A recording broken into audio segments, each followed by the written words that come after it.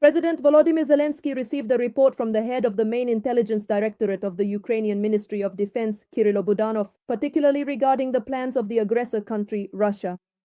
Among the matters we can discuss publicly, Kyrylo reported on the available information about Russian plans for the first half of next year, as well as on the key aspects of the geopolitical situation surrounding Ukraine. We are monitoring Russian connections in key regions of the world and restricting them. The president and the head of the main intelligence directorate also discussed military intelligence operations conducted jointly with other forces. The president stated that he had instructed certain measures to be taken in the interests of Ukraine. Earlier, Volodymyr Zelenskyy held a meeting with the head of the security service of Ukraine, Maliuk, during which it was revealed that one of the Oreshniks was eliminated on the territory of the Russian Federation.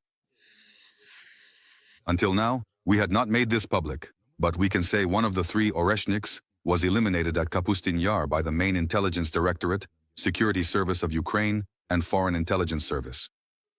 As Maliuk reported, this was communicated exclusively to the president of Ukraine, and a few presidents of other countries were also aware of it. The elimination was 100% successful.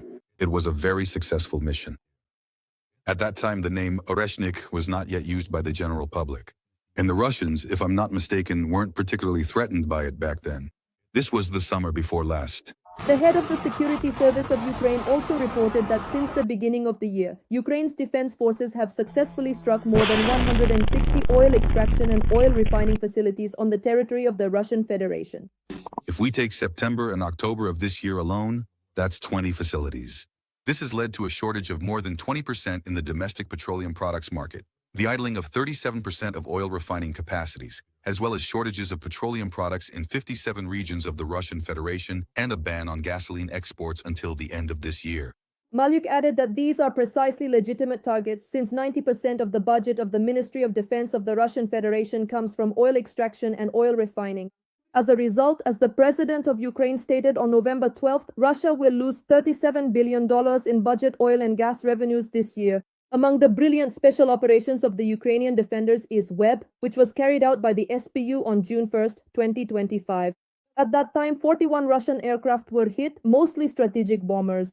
It was reported that drones struck 4 military bases, Belaya, Diaghilevo, Olenya, and Ivanovo. Operation WEB was unprecedented in terms of the depth of its impact. Ukrainian drones struck targets at a distance of more than 600 kilometers, covering a third of Russia's territory. The head of the SBU, Maliuk, stated that for Russia, the cost of the strike on its aviation amounted to $7 billion. On June 3, 2025, the Security Service of Ukraine carried out a successful underwater attack on the Crimean Bridge, blowing up the structure's supports.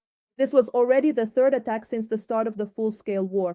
Earlier, a Russian pilot flew a Mi-8 helicopter belonging to the armed forces of the Russian Federation over to Ukraine. According to him, he took off from an airfield in Kursk and headed toward the Kharkiv region, flying at a minimum altitude of about 50 meters in radio silence mode. The operation was planned in advance and carried out by Ukrainian intelligence over the course of more than 6 months.